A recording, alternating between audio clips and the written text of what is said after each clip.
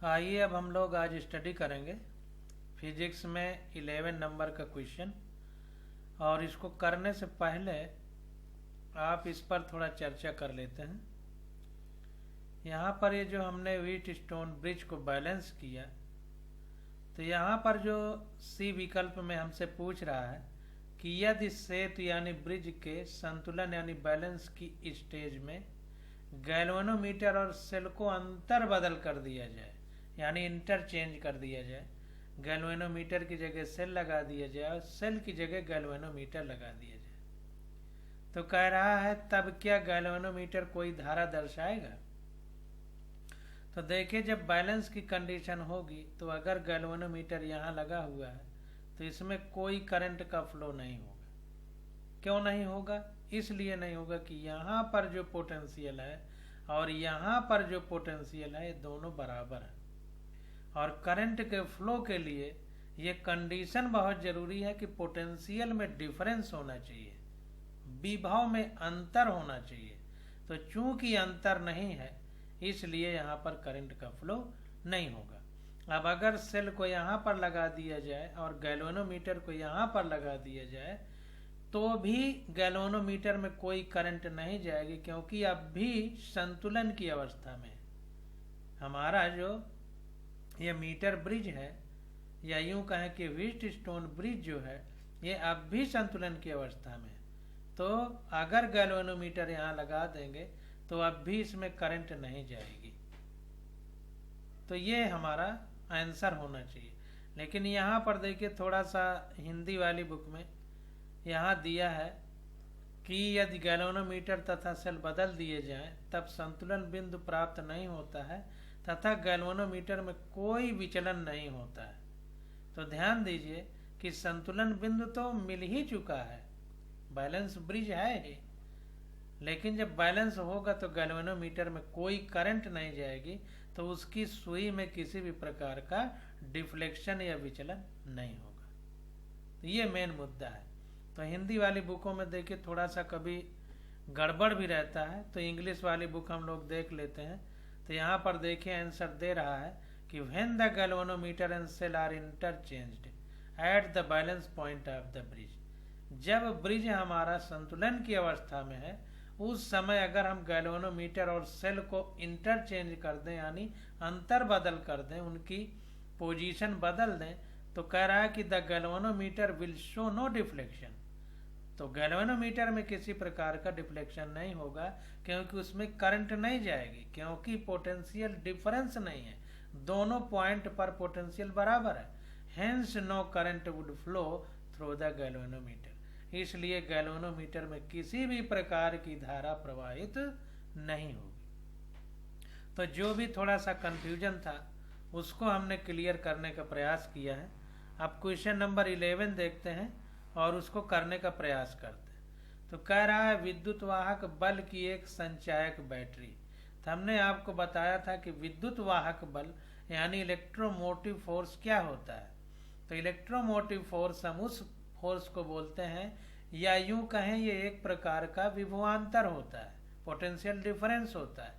NCERT में हमने पढ़ा है। तो ये तब होता है जब बाहरी सर्किट में, एक्सटर्नल सर्किट में करंट का फ्लो नहीं होता, तो बैटरी के टर्मिनल में जो पोटेंशियल होता है उसी को हम विद्युत वाहक बल या अंग्रेजी में इलेक्ट्रोमोटिव फोर्स बोलते हैं। अब यहाँ पर देखिए अगला वर्ड जो है वो संचायक बैटरी लिखा हुआ है।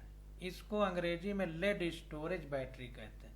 तो लेड की प्लेट लगी रहती है, पीबी जो धातु होती है, और चूंकि उसी में करंट जो है हमारी वो चार्ज के रूप में स्टोर होती है, इसलिए इसको लेड स्टोरेज बैटरी बोलते हैं। तो इसका इंटरनल रेजिस्टेंस यानी आंतरिक प्रतिरोध 0.5 ओम है बैटरी का, को श्रेणी क्रम में यानी सीरीज में 15.5 ओम के प्रतिरोधक यानी रेजिस्टेंस का उपयोग करके 120 वोल्ट के डीसी स्रोत द्वारा चार्ज किया जाता है।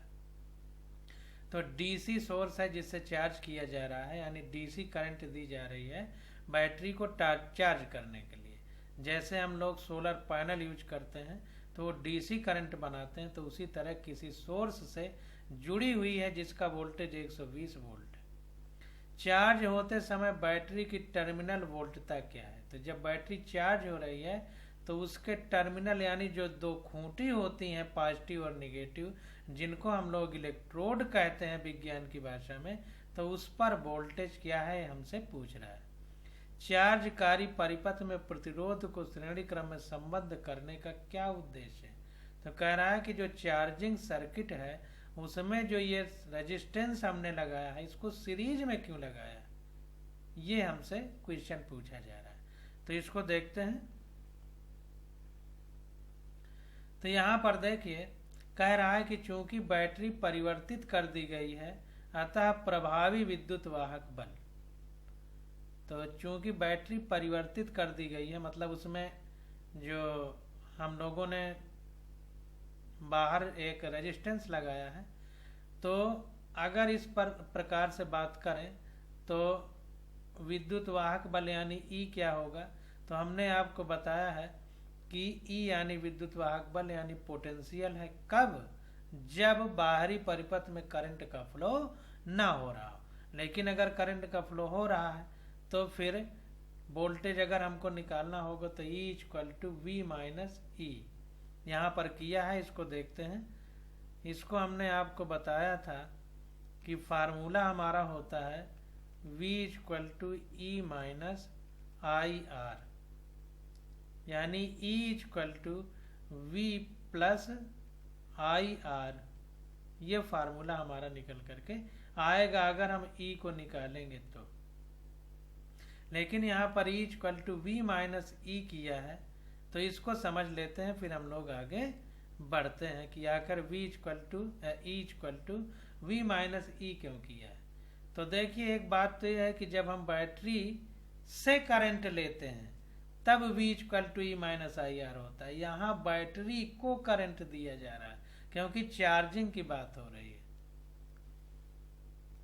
तो यहाँ पर देखिए 8 वोल्ट विद्युत वाहक बल की एक संचायक बैटरी है और जब बाहरी सर्किट में करंट जा रहा है तो 120 वोल्ट की सप्लाई है। तो जब करंट जा रहा है तो उस समय की कंडीशन अगर देखी जाए तो E equal to V minus E यानी 8 वोल्ट विद्युत वाहक बल है और बाहरी जो सर्किट है उसका वोल्टेज 120 वोल्ट है। तो अब बचा कितना? तो देखिए अगर ये फार्मूला जो हम लोग लगाते थे इसको ध्यान से समझिए नहीं तो गलती हो जाएगी। ये हम लगाते थे तब जब करंट बैटरी से ली जा रही है, यहाँ पर बैटरी चार्ज हो रही है यानी करंट बैटरी को दी जा रही है, तो उल्टा चिन्ह हो जाएगा, ये हो जाएगा, चिन्ह भर केवल उल्टा कर देंगे बस। तो अब E अगर हम निकालेंगे तो V माइनस आई आर हो जाएगा। ये आई आर ही E लिखा गया है तो V equal to V minus E लिखा है। तो यही E equal to V minus E किया तो ये आ गया हमारा 120 माइनस 8 तो आ गया 112 वोल्ट। अब इसी 112 वोल्ट के आधार पर सर्किट में करंट जाएगा बाहरी परिपथ में। तो परिपथ में धारा तो V equal to I R होता है, यहाँ पर टोटल लिखा करिए, ये सावधानी रखिए। तो I equal to V upon R total होगा। इस टोटल में बाहरी परिपथ का और अंदर बैटरी का जो इंटरनल रेजिस्टेंस है सब आ जाएगा। तो देखिए I इक्वल टू प्रभावी विद्युत वाहक बल अपान कुल प्रतिरोध। यहाँ पर V जो है ये इफेक्टिव इलेक्ट्रोड पोटेंशियल है, इफेक्टिव प्रभावी इलेक्ट्रोड पोटेंशियल डिफरेंस जिसको EMF बोलते हैं। तो ये E upon R plus R हो जाएगा। तो प्रभावी हमारा 112 तो 112 बटे बाहरी रेजिस्टेंस 15.5 ओम है और बैटरी के अंदर 0.5 ओम है। तो ये हमने कैलकुलेट किया तो 112 बटे 16 हो गया तो आ गया 7 एम्पियर। तो ये हमारा आ गया करंट जो बाहरी सर्किट में जा रही है। यहाँ पर देखिए फिगर बना करके भी समझाया है कि 120 वोल्ट ये लगा है और 8 वोल्ट विद्युत वाहक बल की बैटरी है। तो ये जब 120 की वोल्ट की सप्लाई दी जाएगी तो ये पॉजिटिव पॉजिटिव टर्मिनल एक ही तरफ है, तो जाहिर सी बात है कि 120 वोल्ट को ये 8 वोल्ट कम करेगा, तो वही कम हो करके 112 वोल्ट हो गया है। तो ये जो है यहाँ पर देखिए, ये प्रभावी हमारा ईएमएफ 112 वोल्ट होगा और कुल प्रतिरोध हमारा 16 ओम होगा। तो वही कह रहा है कि 8 वोल्ट की बैटरी 120 वोल्ट की बैटरी द्वारा बदल दी जाती है, अतः 8 वोल्ट की बैटरी का टर्मिनल विद्युत वाहक बल यानी इलेक्ट्रोमोटिव फोर्स इसके विद्युत वाहक बल से अधिक होगा।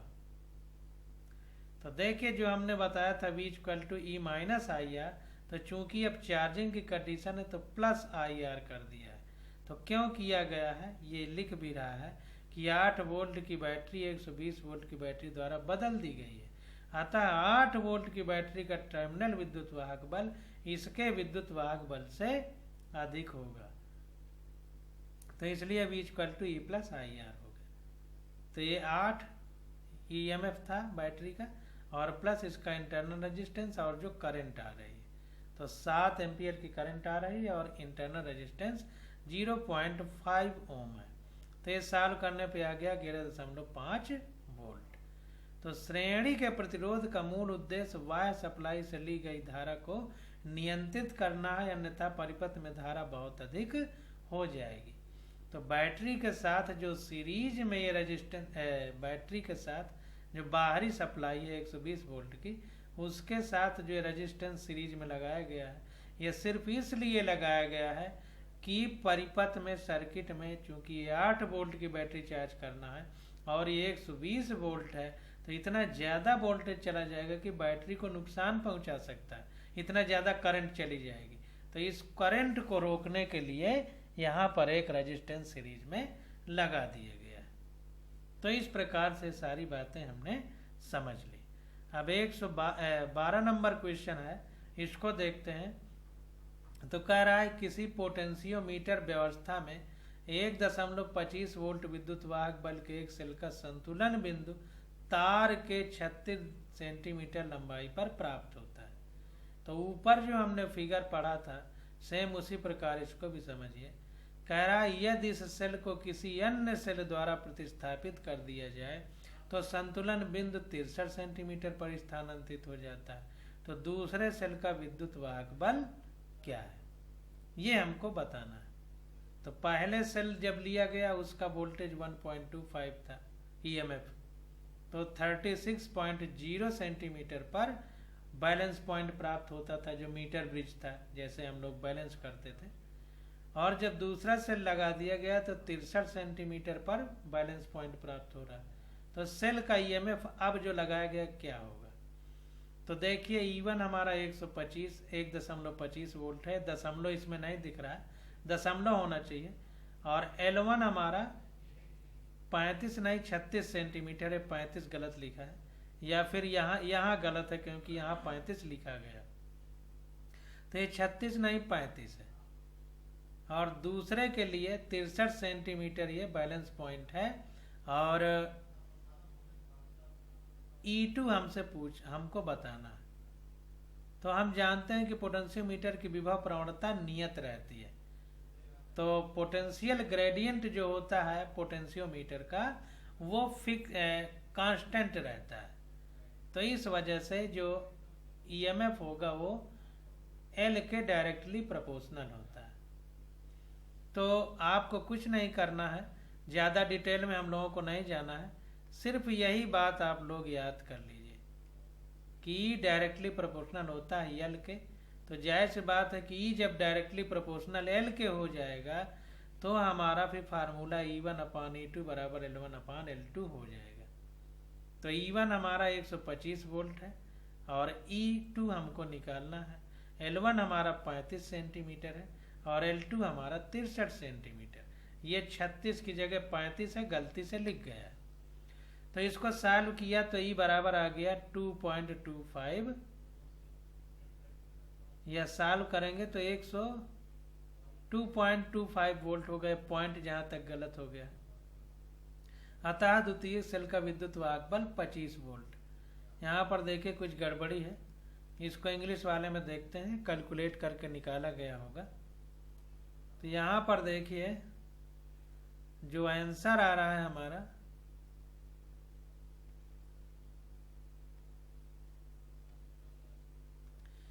2.25 वोल्ट है।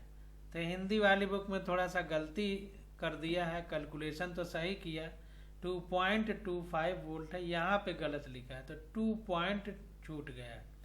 तो ये 2.25 वोल्ट हमारा आंसर हो जाएगा। अब क्वेश्चन नंबर 13 देखते हैं। कह रहा है किसी तांबे के चालक में मुक्त इलेक्ट्रॉनों की संख्या घनत्व प्रश्न 3 में 8.5 × 10⁻28 मीटर क्यूब आकलित किया गया है। क्वेश्चन 3 जो हमने ऊपर पढ़ा था उसमें यह दिया गया था, ध्यान हो ना हो आपको। तो कह रहा है 3 मीटर लंबे तार के एक सिरे से दूसरे सिरे तक अपवाह करने में यानी ड्रिफ्ट करने में इलेक्ट्रॉन कितना समय लेता है। तार की अनुप्रस्थ काट 2 × 10⁻6 मीटर स्क्वायर है और इसमें 3 एम्पियर धारा प्रवाहित हो रही है। तो ध्यान देना है कि इलेक्ट्रॉनों का संख्या घनत्व यानी डेंसिटी जो है मुक्त इलेक्ट्रॉनों की, जो फ्री इलेक्ट्रॉन है और यही फ्री इलेक्ट्रॉन चलते हैं, तो इसी को ड्रिफ्ट वेलोसिटी या अपवाह वेग कहते हैं हिंदी में, जैसा हमने एनसीईआरटी में पढ़ा है।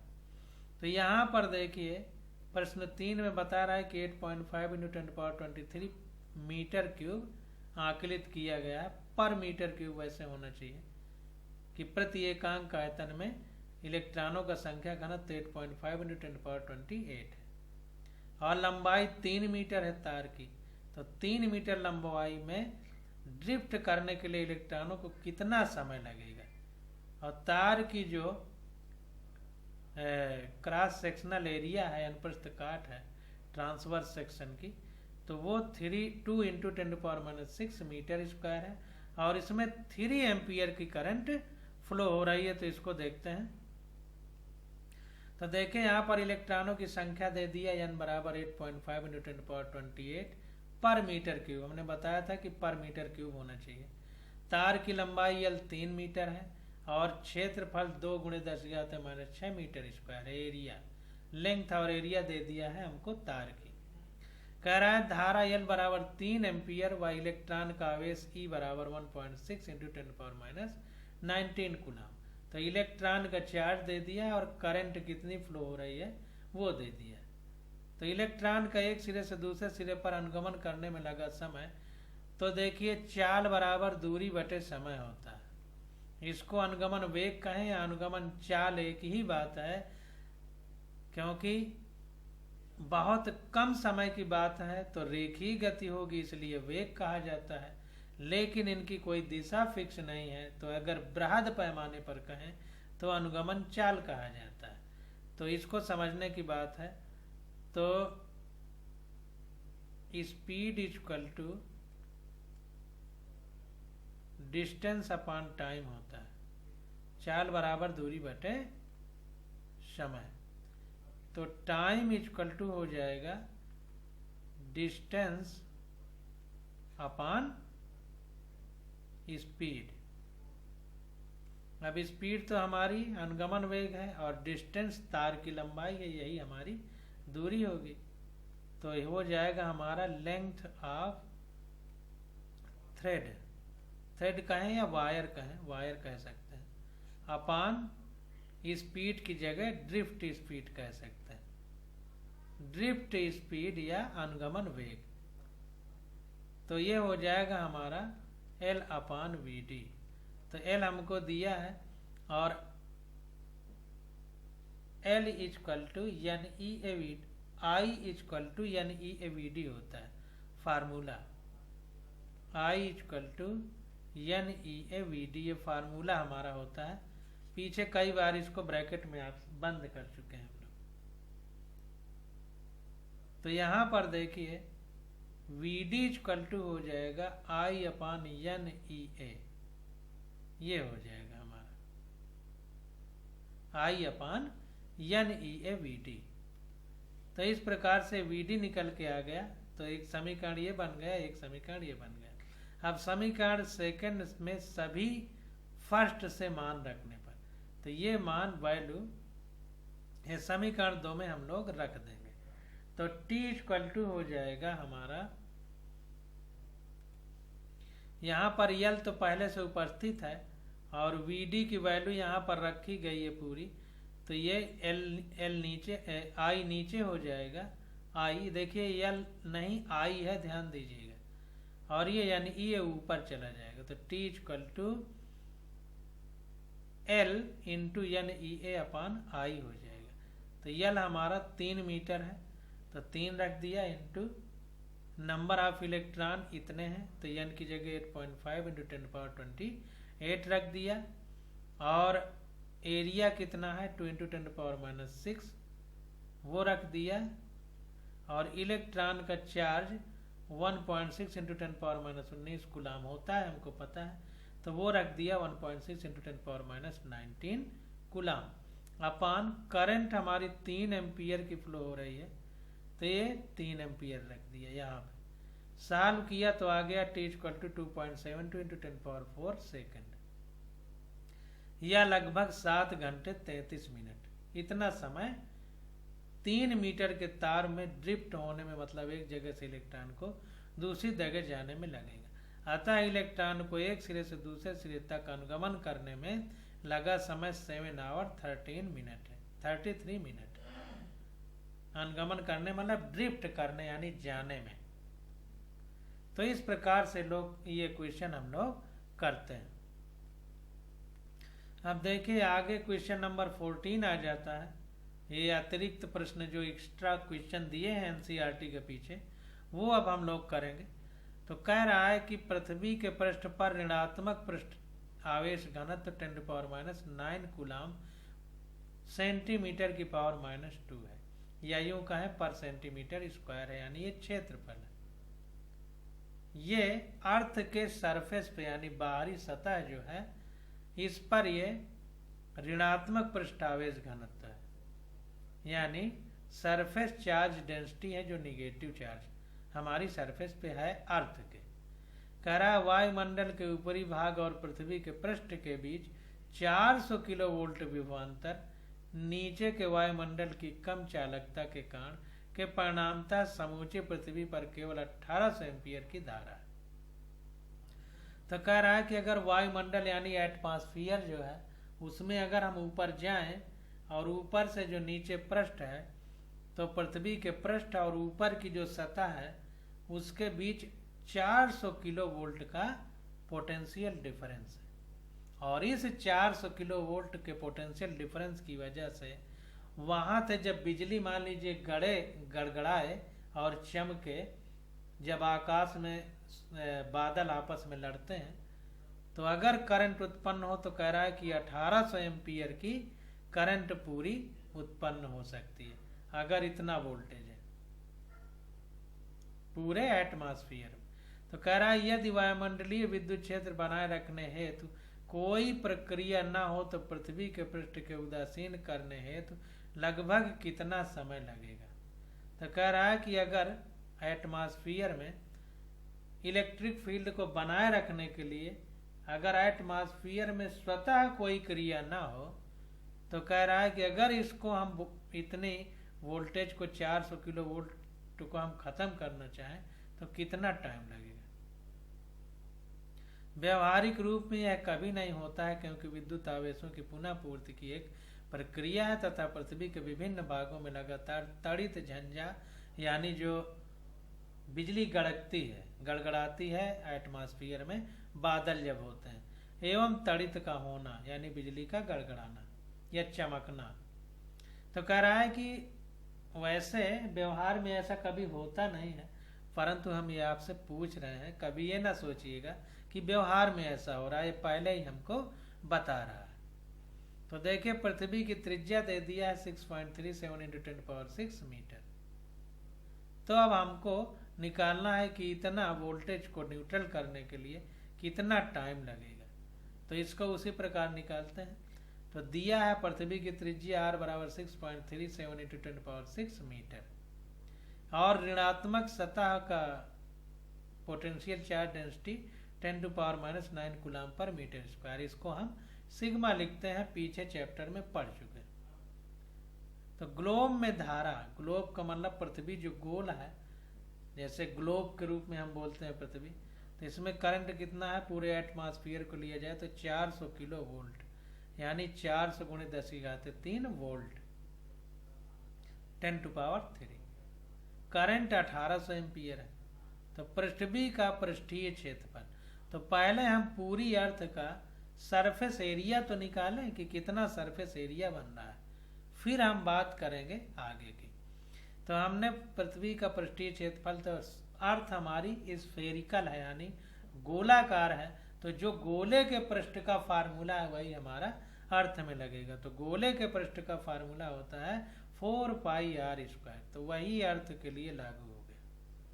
तो 4 × पाई की वैल्यू 3.14 होती है, इंटू r², तो r हमको दिया है, तो इसका स्क्वायर कर देंगे, तो सॉल्व करने पे आ गया 509.64 × 10⁻12 मीटर स्क्वायर। ये अर्थ का सरफेस एरिया आ गया। अब आगे देखते हैं तो पृथ्वी के पृष्ठ में आवेश परिवर्तन। अब आवेश परिवर्तन कितना होगा, तो पृष्ठीय आवेश घनत्व का फार्मूला होता है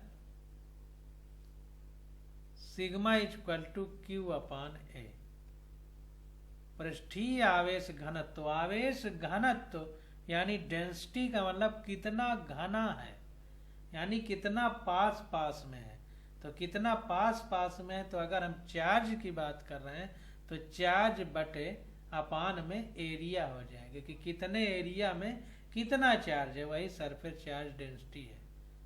तो ये हो गया। तो अगर हम आवेश निकालना चाहें चार्ज, तो सिग्मा × A हो जाएगा, यानी सरफेस चार्ज डेंसिटी × A। तो इस प्रकार से हमने इसको निकाला, तो Q = A × सिग्मा आ गया।